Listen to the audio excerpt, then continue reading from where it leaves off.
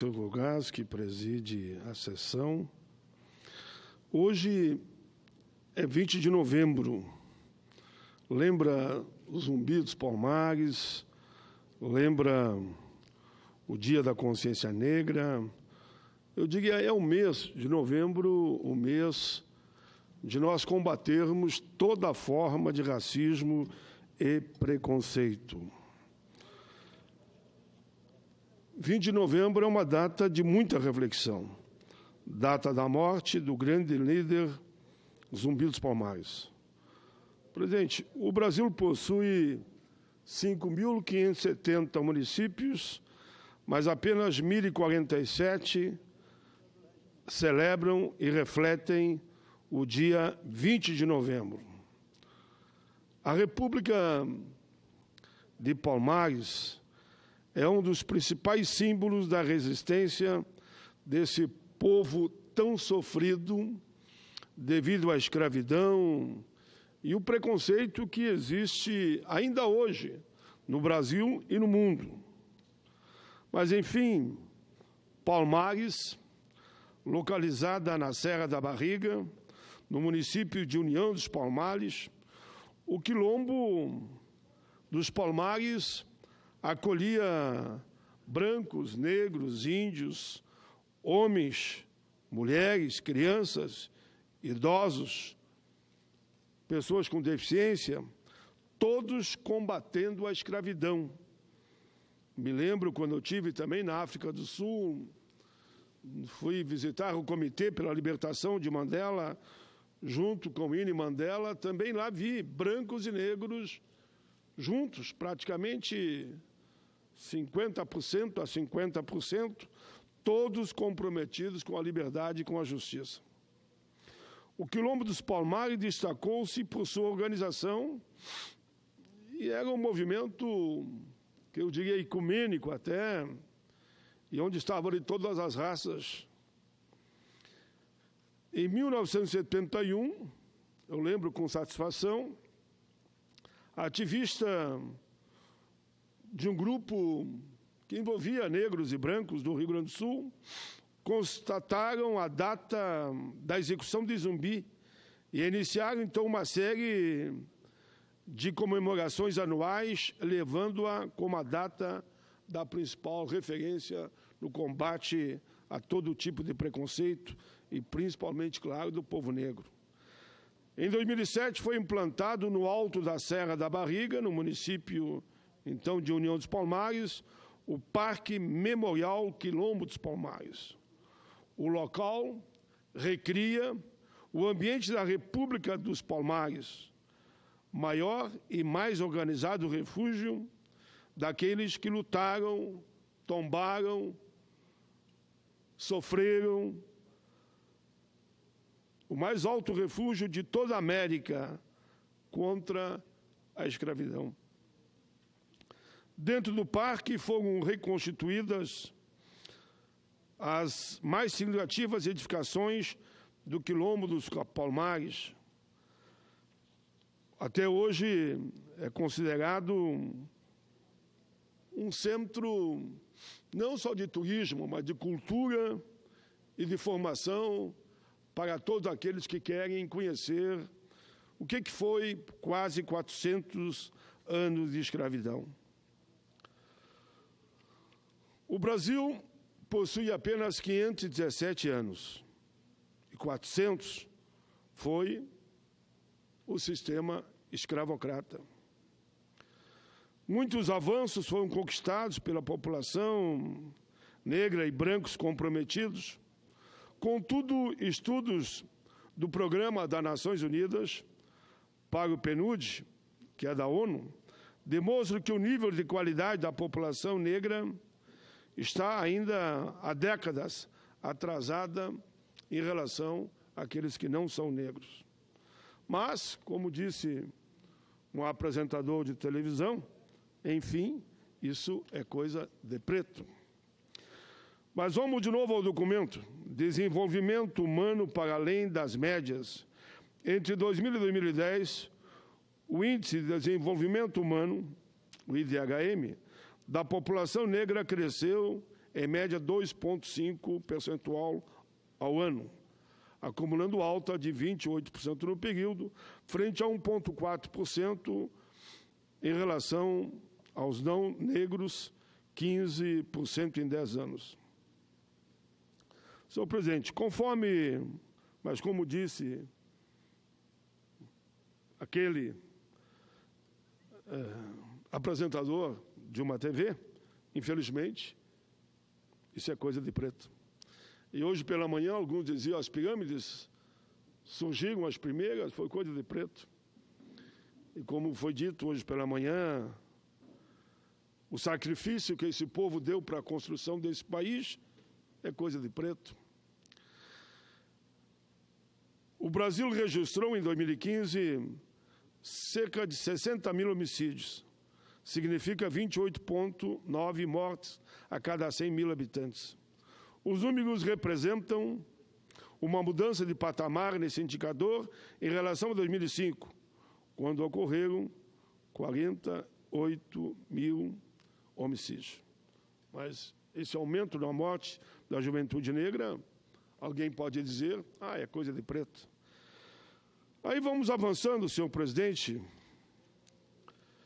Os estados que apresentaram um crescimento superior a 100% nas taxas de homicídio no período analisado estão localizados principalmente no Norte e Nordeste.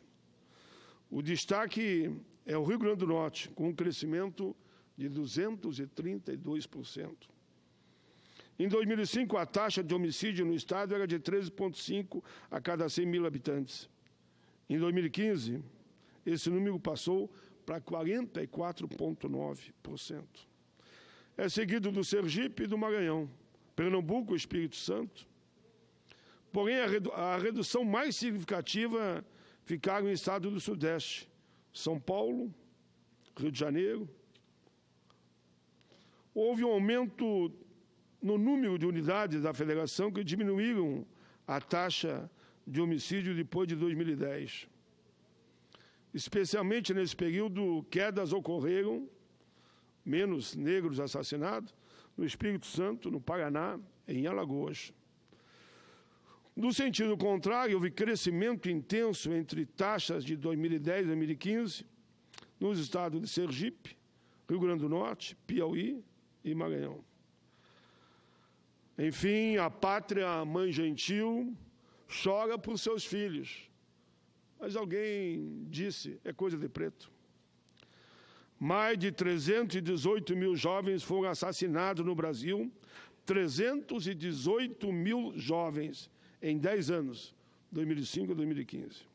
Apenas em 2015 foram 32 mil homicídios, eu estou apenas arredondando, de pessoas com idade entre 15 e 29 anos. Uma redução de 3,3 somente em relação a 2014. No que diz respeito à unidade da federação, é possível notar uma grande disparidade. Enquanto em São Paulo houve uma redução de 49,4 nesses 11 anos, no Rio Grande do Norte aumentou a taxa de homicídio de jovens em 292%, quase 300%. Ainda de acordo com o Atlas, os negros possuem chances 23% maiores de serem assassinados em relação às outras etnias. Já descontado o efeito da idade, escolaridade, do sexo, estado civil e bairro de resistência. Na última semana, um jovem negro, um ator, foi assaltado. Ele correu pedindo apoio para o pessoal que trabalha na vigilância, segurança de São Paulo. Mas o que aconteceu? O segurança achou que ele era o ladrão, que os que perseguiam não eram negros, entregou ele para os outros, que os outros alegaram que ele tinha roubado o celular. E o cara era um ator famosíssimo e que, infelizmente, foi espancado e botaram, inclusive, cachorros em cima dele. Mas, como disse um apresentador, não dá bola, isso é coisa de preto. Só destacando, a vítima foi devolvido aos criminosos, que agrediram com chutes, socos e até mordida de cachorros que se encontravam com os criminosos.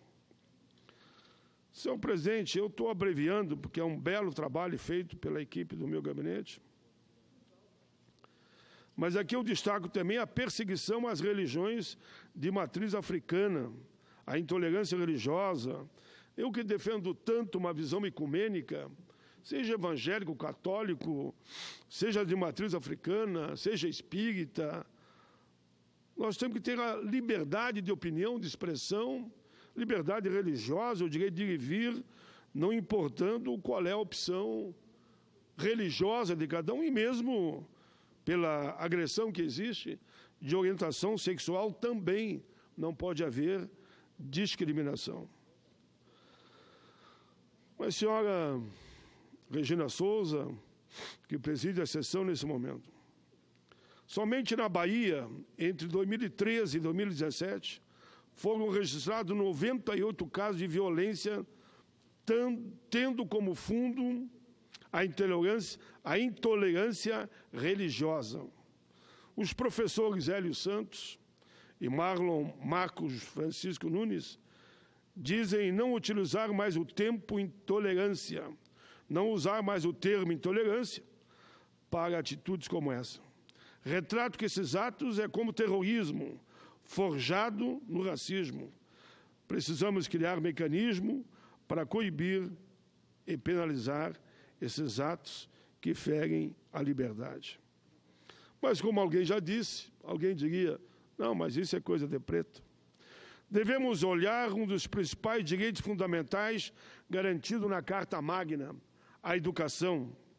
Olhar para a educação é valorizar professor e professora, e nesse 20 de novembro lembrar que tem professores e professoras negros e brancos. Olhar a sociedade, os alunos, investir em políticas públicas, priorizar no orçamento federal, estadual e municipal ações, programas com objetivos educacionais. Não adianta pensarmos em mudar o Brasil, senão ainda existem crianças sentadas no chão para estudar, e como foi o caso aqui de Brasília, desmaiando de fome na sala de aula. Quero falar ainda da Lei número 10.639, que estabelece a diretriz e base da educação nacional para incluir no currículo um debate de toda a formação do povo brasileiro, não negando a história de ninguém, do italiano, do alemão, do polaco, do japonês, do africano, do índio. Por que não contar na sala de aula a verdadeira história da formação desse povo lindo que é o povo brasileiro? A lei é maravilhosa, senhora presidente, pois trata apenas disso, de contar a verdade dos fatos dos nossos antepassados. Me lembro quando na sala de aula os coleguinhas diziam, não, meus avôs vieram da Itália, outro dizia vieram da Alemanha, outro dizia vieram do Japão, e eu com a maior tranquilidade dizia, os meus antepassados vieram da África. Porque a criança, ela não é racista. Como disse Nelson Mandela um dia, né?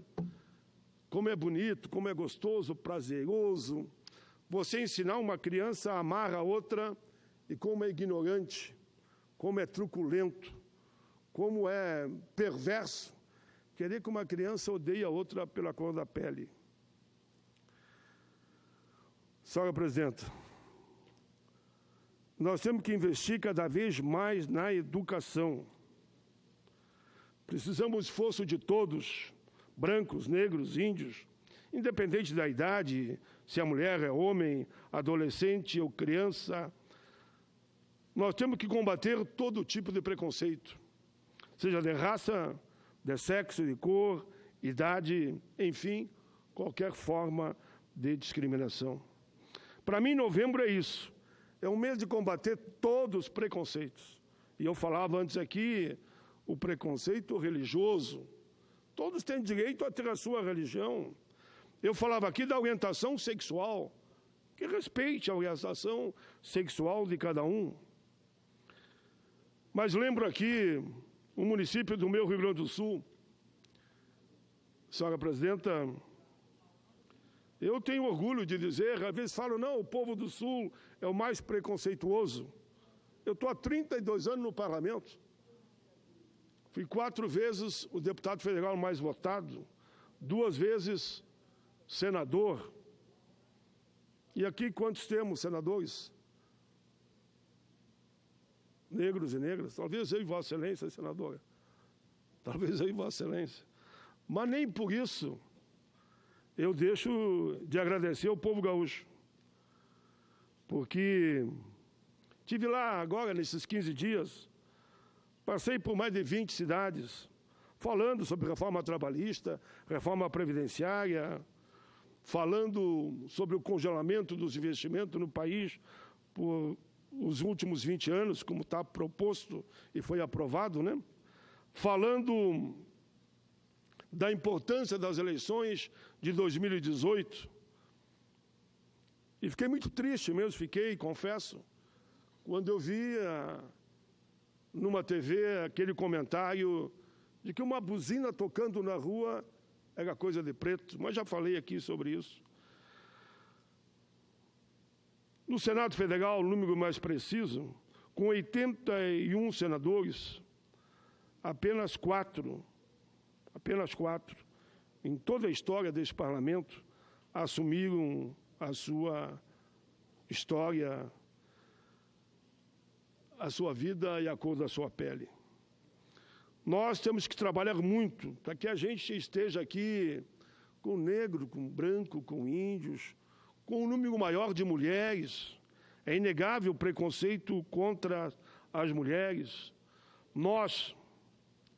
Eu acredito que as cadeiras do Congresso Nacional estarão muito mais floridas, com mais mulheres aqui presentes.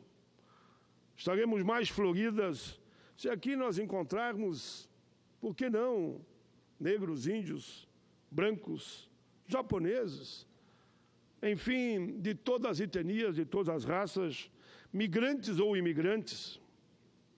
O processo político de um país, para que ele chegue a ser de primeiro mundo, passa, senhor presidente, senhora presidenta, por nós termos claro que as palavras de Martin Luther King têm que ressoar aqui dentro também. O que disse um dia Martin Luther King? Eu sonho com um país onde homens e mulheres, independente da religião ou da sua orientação sexual, brancos, negros, índios, enfim, sentem na mesa, desfrutando da sombra da mesma árvore e dividam o mesmo pão. O sonho da igualdade entre negros, brancos, índios, mulheres, idosos, pessoas com deficiência, jovens, independente de origem, de raça, sexo, cor, religião, tem que se tornar realidade. Lembro aqui alguns líderes da história que deram a sua vida sempre combatendo o preconceito. Ecoltune, Zumbi, Abdias do Nascimento, todos mortos. Luísa Bairros, claro, Zumbi, Lua, militante do Movimento Negro de Porto Alegre, Irmã Doroti, Chico Mendes, Oliveira Silveira, Galdino Patachó e muitos outros guerreiros e guerreiras que estarão sempre junto a nós na busca de um país onde a diversidade do nosso povo seja contada, cantada e aplaudida. Viva a diversidade. Tem uma pequena poesia, senhora presidenta, escrita por Oliveira Silveira. Ele que era um poeta, adorava escrever poesia. Eu o conheci. Ele disse, encontrei as minhas origens. Sim, na cor da minha pele, nos lanhos da minha alma, em minha gente escura, em meus heróis altivos, encontrei, enfim, me encontrei, axé. Eu achei muito bonita essa poesia dele, reconhecendo a sua história e a sua caminhada. Senhor presidente, eu vou aproveitar esses 5 minutos, porque eu havia me comprometido, que faria um pequeno relato aqui. Na semana passada, senhora presidente, estive no meu estado em 15 municípios. Ivoti, Taquara, Viamão, Ipê, Antônio Prado, Vacaria, Novo Hamburgo, Alvorada, Lajeado, Pelotas, Capão do Leão, Rio Grande, Porto Alegre, Novo Hamburgo, Canoas e Gravataí.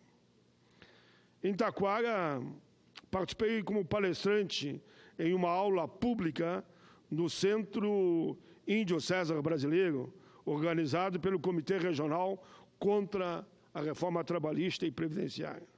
Estavam presentes Ministério Público do Trabalho, na figura do Dr. Rogério, representante de todas as centrais sindicais, como a CTB, Abigail, CUT, Simone, Nova Central, Sindicatos Sapateiros, sindicatos bancários, não só dali, como também do Vale do Paranhana, sindicatos comerciais, entre outros.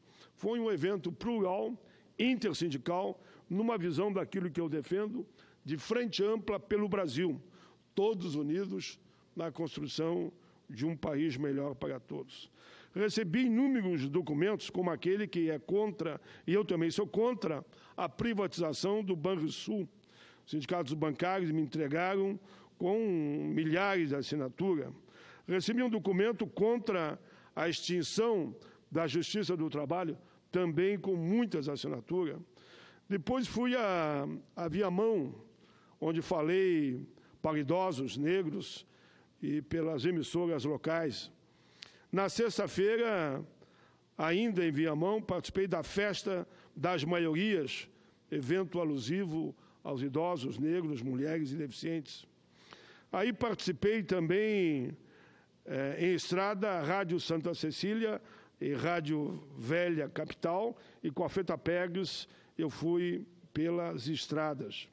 Foi um papo muito interessante, o PCdoB estava presente, o seu deputado federal Assis Melo, a Feta Pegos, José Pedro, presidente, e aí fomos conversando. Conversei também na Serra Gaúcha, em Ipê, Antônio Prado e Vacaria, como eu falava aqui, onde em cada lugar fui recebido com muito carinho. Em Antônio Prado, almocei na Fena Massa, um dos mais importantes eventos daquela região. Em Ipê, capital nacional da agroecologia, a convite da jovem vereadora Gislaine Zilioto, que reuniu dezenas e dezenas de pessoas para debater previdência e também a questão trabalhista. Em Vacaria, na Câmara de Vereadores, também um grande debate, ali presente também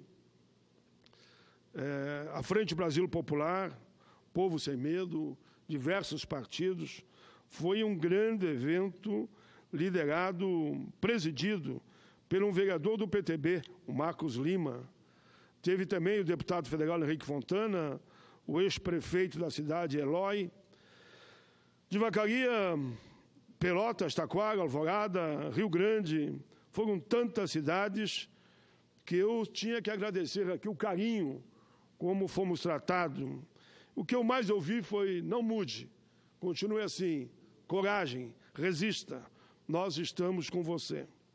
Tive nos institutos federais também, fazendo palestra para professores e alunos, por exemplo, o IFE Sul Rio Grandense, Campus Avançado de Novo Hamburgo. Ali fizemos um belo debate sobre o que está acontecendo na educação, no ensino técnico. Fui a Lajeado, o Sindicato dos Trabalhadores da toda a região, acompanhado de Dionilson Marcon, Elvino Bongás. Lá tratamos do mundo do trabalho e da previdência. Passei em seguida pela região sul, realizei roteiro de atividades na cidade de Pelotas, Rio Grande, Capão do Leão.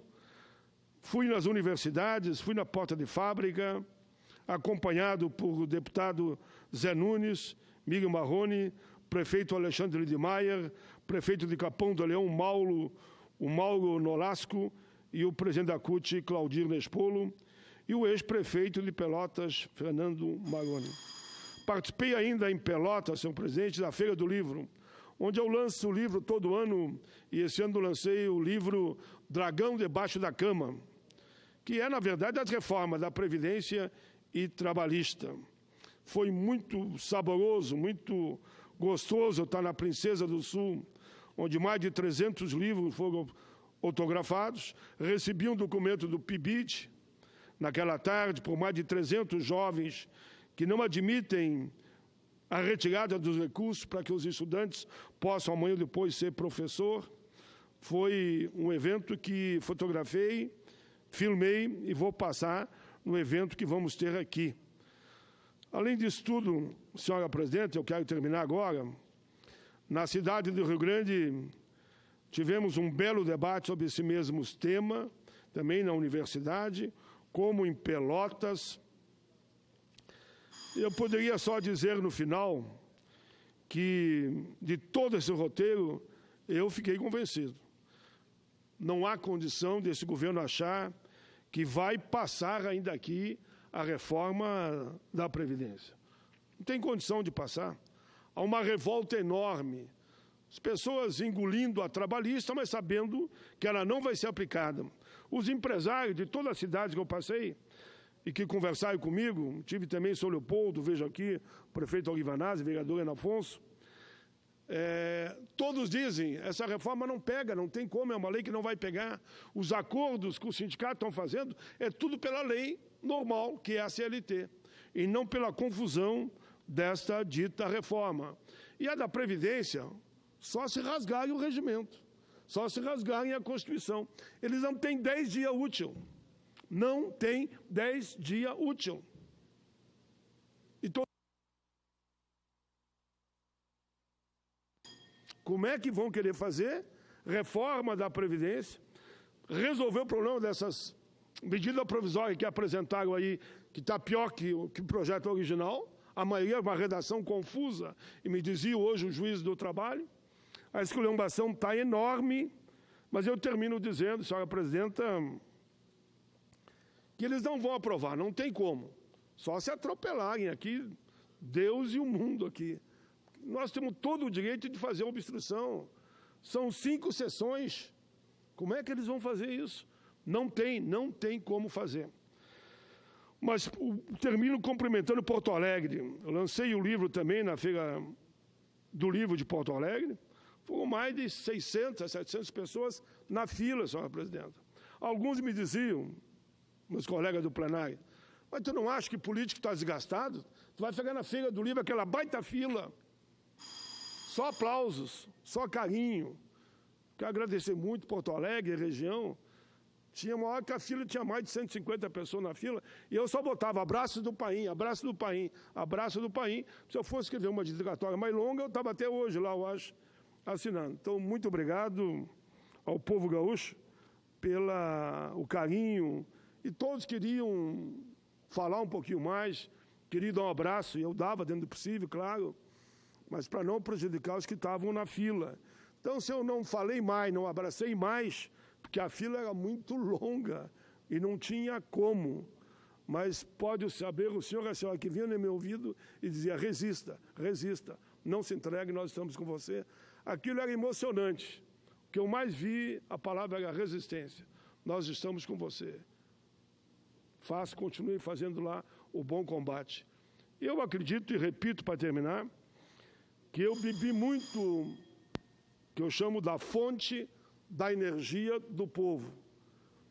Voltei de lá muito mais preparado para aqui dialogar, debater e avançarmos, no sentido de que a gente possa, caminhando junto, reescrevendo a história desse país.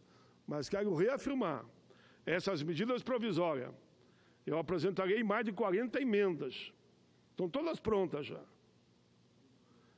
Vamos debater e vamos aprofundar a nova reforma trabalhista, porque é outra reforma agora. Tem problema, vamos fazer o debate. Depois, se quiserem, vamos recomeçar a história da Previdência, que é outra discussão e é PEC. Eu quero ver 309 votos na Câmara e 48 votos aqui. Vocês não têm. Esqueçam isso.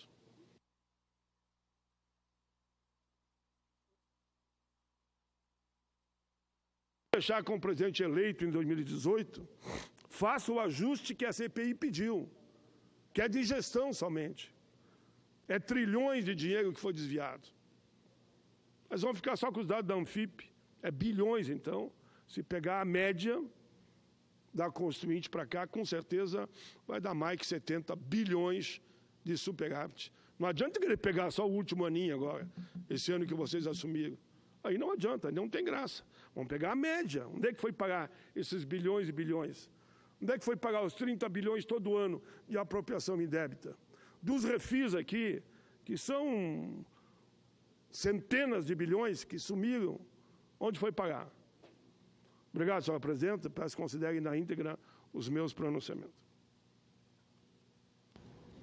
Será considerado, senador. Obrigada.